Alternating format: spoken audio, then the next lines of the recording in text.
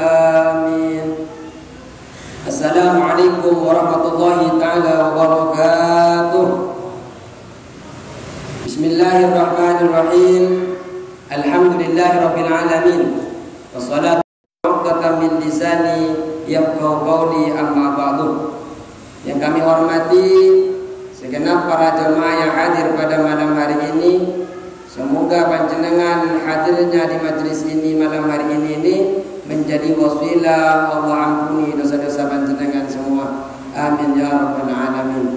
Para jemaah yang dirahmati Allah Subhanahu wa taala, malam hari ini kita sudah sampai kepada faslun fi haulatin. Kita sudah berbicara tentang berbuyur, bicara tentang berriba, bicara tentang aqdus suluh, berbicara tentang akad qiyam. Hari ini kita berbicara tentang hawalah. Hawalah ini haknya berharkat fathah, tapi ada yang menceritakan juga berharkat kasrah. Kalau di dalam kitab ini berharkat fathah bi fathil ha'i. Faslun apa? Kalau di dalam kitabnya apa? Di dalam kitabnya? Di dalam itu pasal apa? Berarti langsung kepada wa syara'itul hawalati arba'atun ya. Jadi kita membahas tentang hawalah. Hawalah ini secara bahasa at-tahawul, berpindah, berubah, at-tahawul, wal intiqal, berpindah. Jadi sesuatu yang berpindah dari kanan ke kiri, dari belakang ke depan, maka itu disebut dengan hawalah. Dibilang dengan hawalah itu secara bahasa. Tapi kalau secara syariat, naqlul haqqi min dimmatil muhili ila dimmatil muhali alaih. Berpindahnya hak dari tanggungan muhil pada tanggungan muhal alaih. Sebelum kita membahas lebih panjang lagi, kita harus tahu dulu bahwasanya ada dasarnya. Matlul wani, Rasulullah sallallahu alaihi wasallam bersabda, matlul wani dulmun. Orang yang memperlambat membayar hutang bagi orang yang kaya, bagi orang yang mampu, hukumnya dulmun, termasuk orang yang dolim. Kalau jenengan punya hutang pak, jenengan mampu cepat dibayar. Kalau enggak bayar, ya namanya dolim. Fa idza utbi'a ahadukum, apabila salah satu di antara kalian ini bisa dialihkan, apabila dialihkan kepada orang yang mudah untuk membayar, jenengan nggak mampu bayar seumpamanya, dialihkan kepada orang lain, falyatba, maka hendaklah mengalihkan. Artinya kalau si A ini tidak bisa bayar, dialihkan ke si B ini, kemudian si B ini bisa membayarnya, maka ini dianjurkan oleh Rasulullah SAW, hutang tersebut cepat dialihkan. Hawalah itu mengalihkan hutang, mengalihkan hutang. Dan hawalah ini termasuk rukhsah, keringanan yang Allah berikan kepada kita. Karena hawalah ini bai'udain bidai'in juwisa lil hajah. Hawalah ini adalah termasuk transaksi menjual belikan hutang dengan hutang yang diperbolehkan karena ada kebutuhan. Kita punya hutang, dialihkan kepada orang lain, ini diperbolehkan, tapi harus mencakup rukun-rukun dan syarat-syarat yang akan kita bahas. Jadi intinya malam hari ini kita akan membahas tentang peralihan hutang. Contoh, kalau kita di dalam kitab Taqrirus Sadidah ada contoh suratul hawalati. Contohnya ada namanya Zaid, punya hutang 1000 dinar kepada Ammar. Jadi Zaid punya hutang kepada Ammar. Berapa hutangnya? 1000 dinar. Hutang tersebut sudah jatuh tempo, tetap dan lazim, artinya tidak berubah lagi hutangnya yang 1000 itu. Waktunya sudah masuk jatuh tempo. Kemudian Ibrahim punya hutang 1000 dinar kepada Zaid. Zaid punya hutang kepada Ammar, Ibrahim punya hutang kepada Zaid. Wah, muter ini. Zaid punya hutang kepada Ammar. Berapa hutangnya? 1000 dinar. Kemudian Ibrahim punya hutang kepada Zaid sebanyak 1000 dinar. Kemudian Zaid berkata kepada Ammar, "Ammar, bahasa Indonesia kan sukanya motong-motong nama. Nama saya Abdul Wahid Don. Namanya siapa? Abdul Rahman, dibaca dipanggil Pak Dul.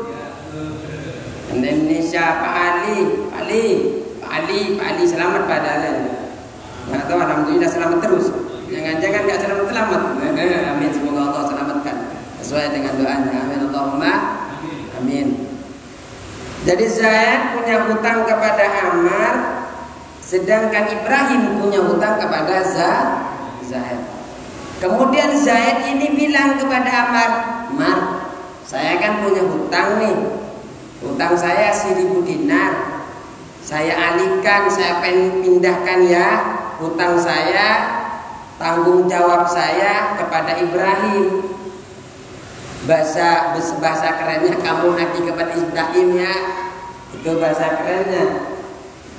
Kamu nagihnya hutang saya yang 1000 dinar, mintanya kepada Ibrahim." Kemudian Ammar bilang, "Iya, saya terima." Oke bos. Itu kata singkatnya ya, oke bos. Nah, kalau yang seperti itu sudah terjadi, namanya akad hawalah. Seharusnya minta kepada Zaid, tapi ternyata Ammar ini mintanya kepada Ibrahim. Nah, jadi ada namanya Zaid, ada namanya Ammar, ada namanya Ibrahim, ada jumlah yang tertera 1000 dinar. Zaid punya hutang kepada Ammar, terus Ibrahim punya hutang 1000 dinar kepada Zaid. Nah, Zaid ini disebut dengan muhil. Nanti di dalam hawalah itu Zaid ini disebut dengan muhil. Siapa muhil ini? Orang yang punya hutang, yang memindahkan hutangnya. Ini namanya muhil. Karena nanti ada istilahnya di dalam akad hawalah. Takut jenengan punya hutang. Ini kan biasa Pak, mengalihkan hutang kan biasa. Ada orang punya hutang ke jenengan, udah kamu nagih sama dia ya. Jadi kalau jenengan seperti itu, di dalam Islam sudah diatur, tapi syarat dan rukunnya harus sesuai. Kenapa harus sesuai? Agar halal transaksi yang panjenengan lakukan, agar Allah ridhoi transaksi yang panjenengan lakukan. Walaupun jenengan yakin itu sudah benar, tapi kalau tidak tahu ilmunya, jangan-jangan apa yang panjenengan lakukan tidak sesuai dengan syariat. Kalau sudah tidak sesuai dengan syariat, ya keberkahan dalam harta, keberkahan dalam keluarga menjadi pertaruhan dalam hidupnya. Mungkin banyak harta tapi tidak tenang hidupnya. Bisa seperti itu Pak. Makanya kita itu dekat dengan Allah itu melalui mencari ilmu ya seperti itu. Kembalinya nanti kepada diri kita sendiri. Hidup tenang di dunia yang disebut dengan mutmainnah, ketenangan jiwa, ketenangan hati. Jadi Zaid ini yang punya hutang kepada Ammar disebut dengan muhil. Muhil, mim ha ya lam, muhil. Kemudian Ammar itu disebut dengan muhtal. Muhtal ini yang menerima akad tadi. Zaid, alhamdulillah Pak Haji, kangen kita sama orang tua kita ini. Alhamdulillah Pak Haji. Jadi Zaid itu namanya muhil, orang yang mengalihkan hutang. Ammar itu namanya muhtal, yang menerima akad. Yang menerima akad, yang punya hak terhadap uang yang dimiliki hutangnya Zaid. Itu namanya muhtal. Lah Ibrahim ini namanya muhal alaih. Siapa orang yang menerima hawalah? Orang yang menerima yang kelak akan dimintai untuk diserahkan hutang. Ini namanya muhal alaih. Jadi Ibrahim itu ini harus, karena biar enak nanti bicaranya ke belakang. Zaid namanya muhil, Ammar namanya muhtal, Ibrahim namanya muhal alaih. Itu yang penting hafal sekarang, pulang ke rumah lupa lagi enggak apa-apa. Tapi setelah jenengan ketemu kasus seperti ini, baik di perbankan syariah ini ada, minimal panjenengan adalah ingat-ingatnya dikit. Terus ini yang nomor 3. Jadi ada rukun hawalah itu ada 6. 1 harus ada muhil, 2 harus ada muhtal, 3 harus ada muhal alaih.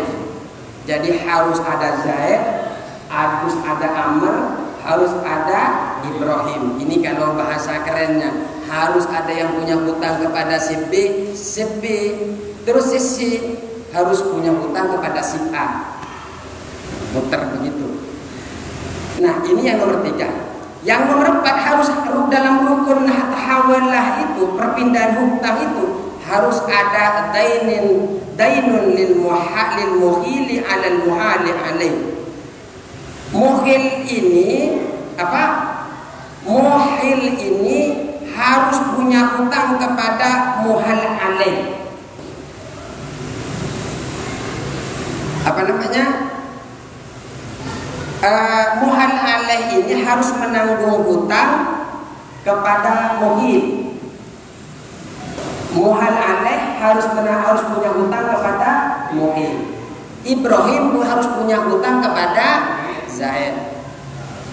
Ya kalau nggak punya hutang, masa Ibrahim suruh nyerah? Apa suruh nyaur? Nggak bisa. Kata Ibrahim juga nggak. Maaf, ini ada apa ini? Kok saya ditagih? Ya. Harus punya hutang. Harus punya hutang. Yang kelima, muhil ini harus punya hutang kepada muhtal. Zaid harus punya hutang kepada Ammar.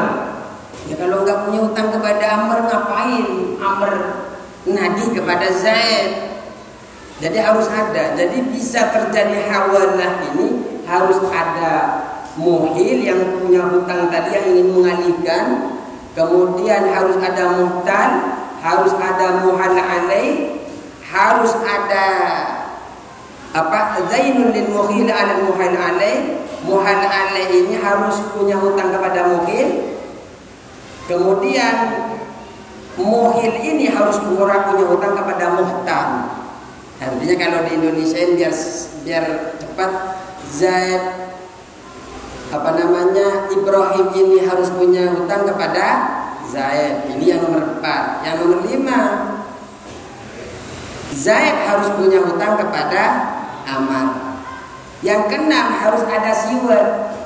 bentuk ijab dan kabul. Kalau nggak ada ijab kabul, ya nggak bisa. Gimana mau Ammar tahu kalau hutang itu sudah dialihkan kepada Ibrahim? Kan nggak tahu Pak.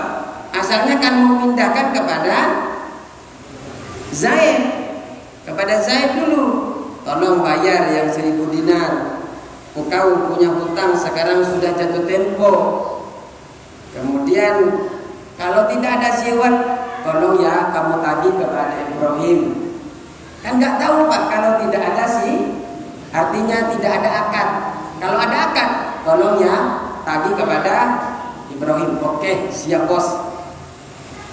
Langsung pergi ke rumah Ibrahim karena si penghutang ini ingin memberikan pelayanan yang terbaik kepada sahabatnya yang bernama Zaid.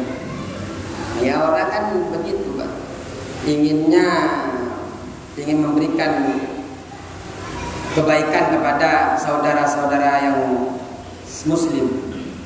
Terus ayo kita baca. Wa syara'itul hawalati arba'atun. Syarat-syarat hawalah itu ada 4. Jenengan bisa mengalihkan hutang piutang itu harus mencakup 4 syarat. Ada di dalam kitab yang lain, di dalam kitab Taqribus Sadidah ada 6. Jenengan mau ikut yang 5 monggo, ikut yang 4 ini monggo, ikut yang 6 monggo. Monggo minum dulu airnya. Ini belum ada airnya. Sudah.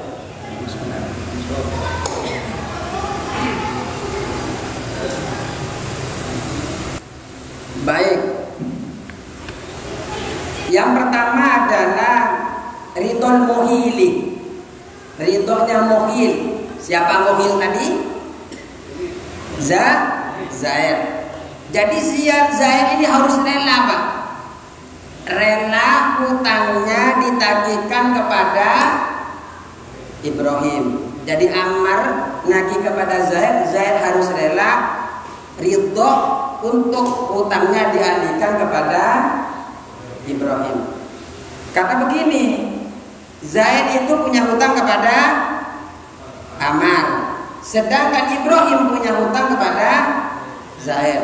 Kalau hutangnya ditagih kepada Ibrahim, otomatis Ibrahim membayar kepada Ammar.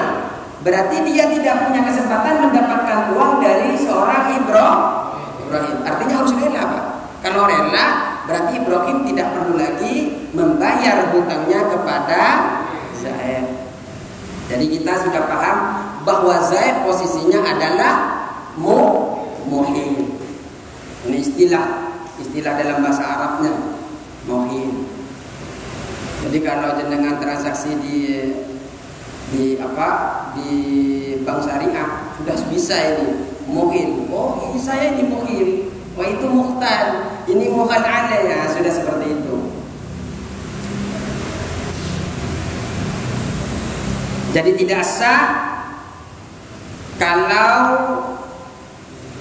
tidak ada ridho dari muhil, tapi tidak disyaratkan di dalam pendapat yang lebih sahih tidak perlu minta izin kepada muhal alaih. Siapa muhal alaih? Ibrahim. Karena Ibrahim itu tidak perlu iya atau enggak, yang penting harus kepada siapapun, kepada Ammar ya bayar, kepada Zaid ya bayar. Jadi tidak perlu. Yang penting kalau Ibrahim ini bayar kepada Ammar, jangan sampai Zaid ini nagih lagi.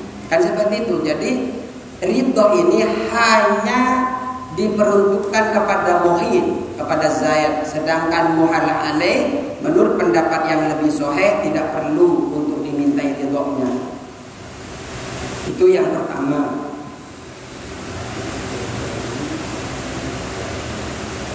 Yang kedua, qabulul muhtali, menerimanya muhtal. Siapa tadi muhtal? Ammar. Ammar harus nerima. Kalau Ammar nggak mau nerima, Pak, nggak mau ribet, nggak mau lah. Masa yang hutangin suruh nagih kemana-mana, sumpamanya nggak mau. Ya kan harus Seharusnya sudah selesai urusan dengan yang namanya Zaid. Ketika dialihkan kan nggak selesai, Pak. Ya kalau rumahnya sama-sama di Giri Asri, ya kalau namanya rumahnya sama-sama di DPS.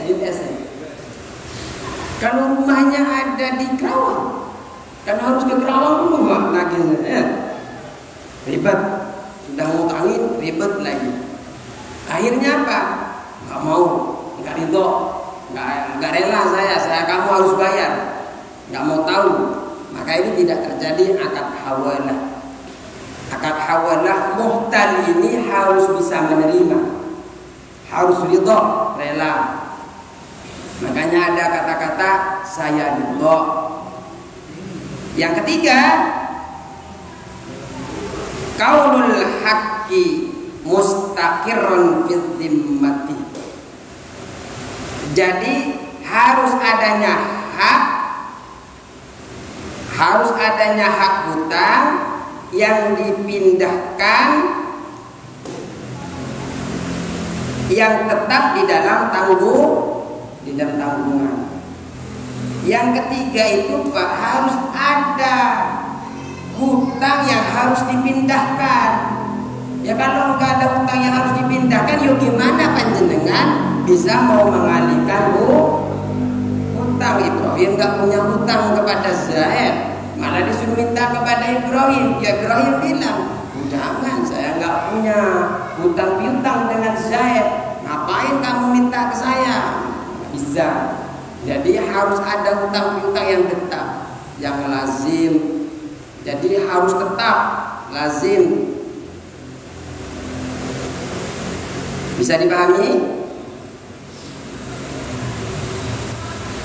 Maksudnya tetap ini ada hutangnya, sekarang ada, bukan dia mau hutang kepada saya besok. Dia punya hutang kan masih besok, nggak bisa Pak. Masa dia mau hutang besok yang ditagih sekarang? Nggak bisa, harus yang punya hutang sekarang.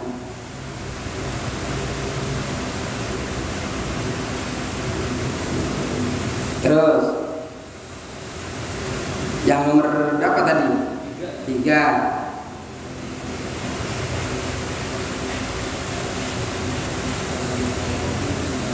Mustaqir fi dhimmati ini wa taqyidu bil istiqrari, ini batasan ini tetap di dalam muwafiqun lima qala Rafi'i, ini adalah pendapatnya Imam Rafi'i.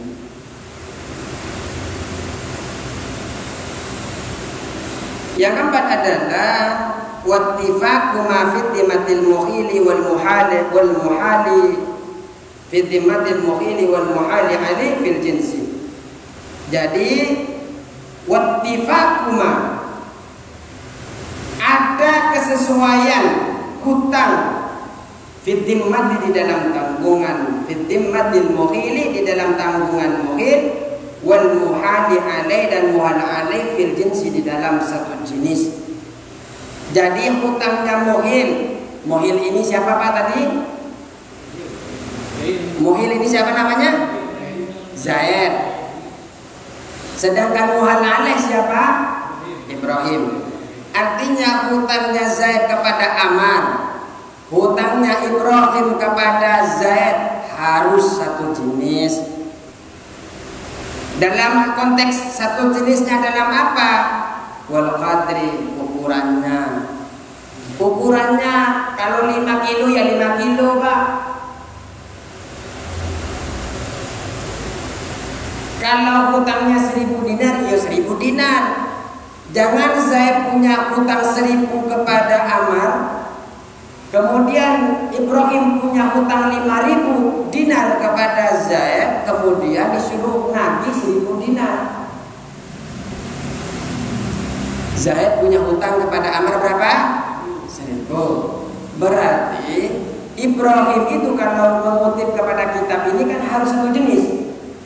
Artinya Ibrahim harus punya berapa hutang kepada Zaid? 1000. Kalau Ibrahim punya hutang 5000, tidak bisa akad hawalah ini, harus sesuai Pak. Ya kan, rugi Pak Ibrahim. riba nanti. Apalagi ada bilangnya, loh kok menagihnya 1.000? Ya kan 1.000 sama bunganya. Hutangnya kan 5.000, bunganya 5.000. Wah, kacau itu. Kacau.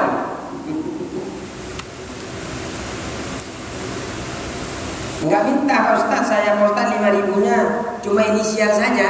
Ya sama, inisial juga sama. Ya kalau umpamanya Ibrahim ngasih cuma-cuma, enggak minta, halal. Tapi kalau ada inisial enggak ngasih ya. Biasanya ngasih kok enggak ngasih. Ada indikasi. Terus warnawi macamnya harus sama Pak. Jadi kalau satunya punya hutang kambing, jangan disuruh nyaur sapi. Zaid punya hutang sapi kepada Ammar, sedangkan Ibrahim punya hutang kambing. Jauh Pak. Kambing harganya 4 juta sudah besar, sedangkan sapi minimal 10 juta. Nggak bisa, harus satu macam. Wal khululi kontan. Kalau waktunya kontan harus sama-sama kontan. Harinya Senin harus sama Senin. Harus sama kontan. Wal khululi kontan, harus sama-sama kontan. Artinya kalau akad yang dilakukan Zaid kepada Ammar kontan, jangan sampai Ammar ini nanti dirugikan karena dibayar oleh Ibrahim dengan cara cicil. Kan rugi nanti Ammar. Padahal akad yang dilakukan dengan Zaid adalah akad secara kontan. Kemudian Ibrahim karena akad hawalah, Ibrahim nyicil kepada Ammar karena Ibrahim dengan Zaid ini akad yang dilakukan di dalam hutangnya adalah secara nyicil. Nggak boleh kalau kontan, harus Ibrahim dengan Zaid juga harus akad kontan, sehingga ketika dialihkan, kalau Ibrahim ini kan nggak masalah Pak, bayar kepada Zaid juga tetap bayar kepada Ammar juga tetap bayar. Terus wat ta'jil juga harus. Kalau Zaid tempo itu cicil. Kalau Zaid dengan Ammar akadnya cicil, maka Ibrahim dengan Zaid juga harus cicil. Di dalam syarahnya juga harus jelas wasihah utuh. Jadi kalau kakinya kambingnya lengkap 4, ya jangan dikasih kaki 3 Pak, harus lengkap ya, harus utuh. Wat taksir, dan rusaknya, kalau ada yang rusak ya harus dikembalikan dengan cara yang rusak. Artinya kalau ada aibnya, ya kembaliannya juga aibnya. Karena ini kan nanti muter biar sama-sama nyaman. Wa tabra'u biha dhimmatul muhili. Wa tabra'u biha, wa tabra'u dan bebas biha dengan hawala. Dhimmatul muhili, apa tanggungannya muhil. Jadi muhil itu terbebas dari hutang yang dia miliki kepada muhtal. Zaid bebas hutangnya kepada Ammar. Sabab apa? Sabab terjadinya akad hawalah.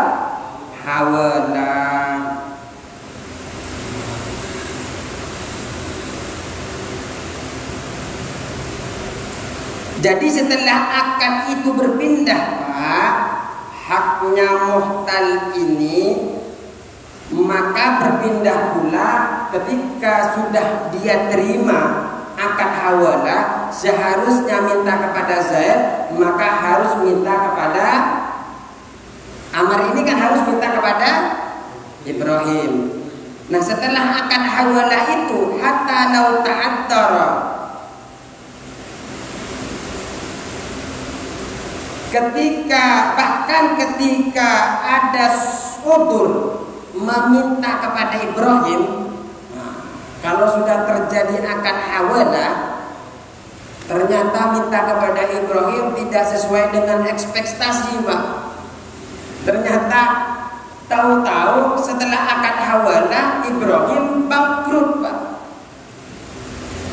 Tanpa sepengetahuan Amr, Ibrahim bangkrut. Kalau sudah bangkrut, berarti dia sudah tidak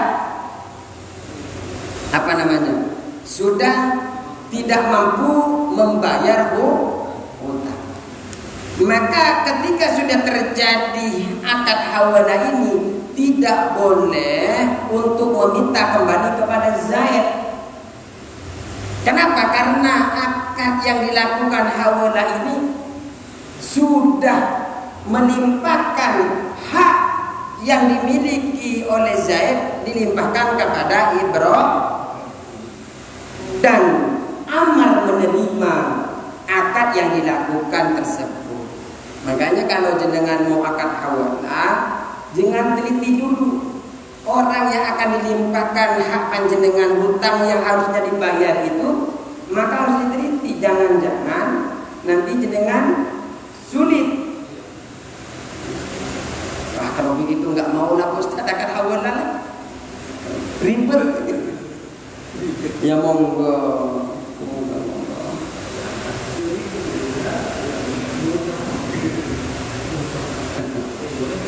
Cuma kan orang kan bukan hanya sekedar orang kan ingin mempermudah, anggapannya itu ketika kepada si A susah untuk menagih, siapa tahu kepada si B bisa cepat cair, kan seperti itu.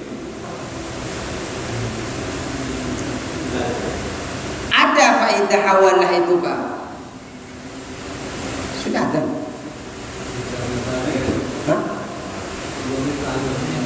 Ya, masih cukup berarti. Faedah hawalah itu diantaranya adalah bebasnya seorang muhil dari hutang kepada muhtar. Jadi dengan adanya hawalah itu, yang seharusnya dia nunggu dibayar dulu oleh Ibrahim kemudian bayar kepada Amr, tidak lagi nunggu Ibrahim bayar kepada Amr kepada Zaid. Seharusnya Zaid kan karena tidak punya hutang, biasanya kan orang kalau punya hutang itu nunggu kepada orang yang membayar juga kan. Pak, sebentar Pak, tolong ya, bentar lagi Ibrahim mau bayar kepada saya. Dengan adanya akad hawalah, Zaid dan Ibrahim ini tidak boleh bertransaksi. Kemudian yang transaksi itu cukup Amr kepada Ibrahim. Ini adalah manfaat, faidah. Jadi muhil ini, Zaid ini tidak punya tanggungan lagi kepada Amr. Kemudian ini faedahnya lagi ya, kalau mikir ribetnya dulu nggak mau Pak akan hawalah, tapi kalau ringkasnya kita senanglah berakad hawalah, apalagi rumahnya ternyata sama-sama GPS. Kalau kita seumpamanya Ibrahim rumahnya di sini, sedangkan Zaid di Kerawang, Amrnya RT 1, Ibrahimnya RT 2. Kalau harus kepada Zaid kan harus di Kerawang, karena sudah menyekat Zaid dan Amr ini akad hawalah, cukup 5 langkah sudah bisa bayar hutang. Ini kemudahan, faedahnya. Ya kalau mikirin ribet Pak Ustadz muter-muter, jangan mikir muternya, mikir ringkesnya ini. Jadi yang kedua, membebaskan muhal alaih, membebaskan Ibrahim punya hutang kepada Zaid, kepada muhil. Jadi ada dikupas itu. Terus yang ketiga, intiqalu haqqil muhtar min dhimmatil muhil ila dhimmatil muhali alaih. Berpindahnya haknya muhtar seharusnya lagi kepada muhil, kemudian tanggungan itu beralih kepada muhal alaih. Siapa muhal alaih itu? Ibrahim. Siapa muhal itu? Zaid. Siapa muhtal itu? Siapa? Ahmad. Alhamdulillah. Alhamdulillah. Ternyata besok minggu depan kita akan membahas tentang harta jaminan. Kalau sekarang kita hawalah hutang yang dipindahkan, mungkin kemarin jenengan bertransaksi seperti itu. Setidaknya panjenengan bisa mengkaji apakah transaksi yang panjenengan lakukan sudah sesuai dengan tuntunan syariat. Kalau tidak sesuai, ya tinggal diperbaiki lagi. Kalau seumpamanya sesuai, ya alhamdulillah. Tinggal panjenengan sudah punya rujukan. Nah, itu kitab itu rujukan panjenengan. Karena itu mengambil dari hadis Rasulullah SAW, juga mengambil dari Al-Quran, daripada firman Allah Subhanahu wa Ta'ala. Cukup sekian. Semoga berkah. Semoga panjenengan sehat walafiat terus, panjenengan bisa duduk bersama. Karena begini Pak, kalau sholat berjemaah itu hukumnya adalah fardu kifayah. Hukumnya fardu kifayah. Malah ada yang mengatakan sunnah muakkad. Jenengan sholat berjemaah hukumnya sunnah muakkad. Paling dalamnya lagi adalah fardu kifayah. Artinya kalau ada salah satu yang mewakili, lepas kefarduannya. Tapi kalau menuntut ilmu adalah fardu ain. Ini beda Pak. Soalnya terbalik orang-orang. Mereka lebih suka berjemaah tapi meninggalkan taklim. Nah, ini harus saya sampaikan. Kenapa? Berjemaah itu sunnah. Hukumnya taklim itu adalah wajib. Talabul ilmi fardhu ala kulli muslim. Sampai dalam hadis sabda Nabi Muhammad sallallahu alaihi wasallam itu wajib mulai dia lahir sampai masuk kuliah. Kenapa? Karena ada taklim di sini. Kalau hisabnya beratnya begini, kenapa kamu enggak belajar dulu? Padahal mushola sudah menyiapkan kepadamu. Saya dulu sibuk duniawi. Itu jadi bumerang pada akhirnya nanti. Tapi kalau tidak ada taklim, mungkin yang di KM yang dihisab. Kenapa? Orang titipkan harta di sana, kalau tidak cari guru. Itu. Tapi pengurus mushola sudah lepas tangan ketika sudah disiapkan taklim, mau belajar nggak belajar sudah lepas. Sekarang yang akan ditanya oleh Allah adalah orang yang tidak belajar. Makanya Pak, perlu panjenengan ketahui, jemaah itu hukumnya sunnah. Paling dalamnya lagi adalah fardu kifayah.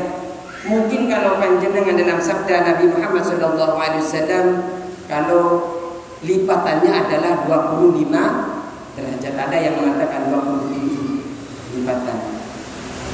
Jadi jangan sampai kebalik. Kalau bisa taklim jalan, jemaah juga jalan. Tapi saya yakin kalau ikut taklim pasti ikut jemaah. Karena sehabis ini pulang jenengan, nggak mungkin. Ya sampai lucu ya jenengan hanya ikut taklim kemudian pulang lucu. Ya, cukup sekian ya. Ini hanya kita bermuhasabah dalam diri kita dan saling kita menasihati, saling mengingatkan, karena kita ada kalanya iman kita naik itu kita nggak usah suruh Pak. Kalau sudah naik imannya itu jam 3 sudah nyampe sini Pak jenengan itu. Tapi kalau lagi turun lupa kepada Allah Subhanahu wa Ta'ala. Semoga kita semua saling mengingatkan satu sama lain, terutama dengan taklim ini kita lebih dekat, lebih mengenal lagi Allah Subhanahu wa Ta'ala. Cukup sekian. Wallahul muwaffiq ila aqwamit thoriq. Wassalamualaikum warahmatullahi taala wabarakatuh.